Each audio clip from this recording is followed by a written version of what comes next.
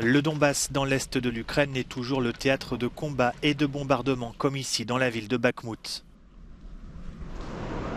Les forces ukrainiennes continuent de tenter de résister à l'avancée de l'armée russe dans les régions de Donetsk et de Louhansk, dévastées par la guerre. Les services d'urgence sont à l'œuvre pour soigner les blessés.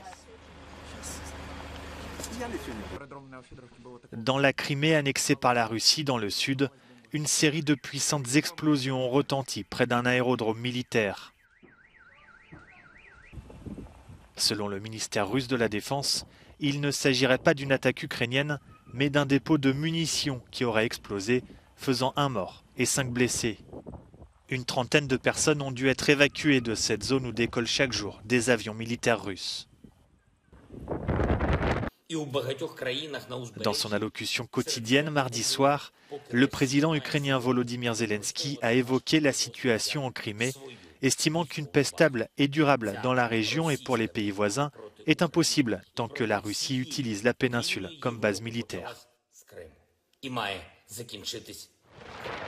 Selon les autorités ukrainiennes, au moins 3 civils ont été tués et 23 blessés par des bombardements russes au cours des dernières 24 heures.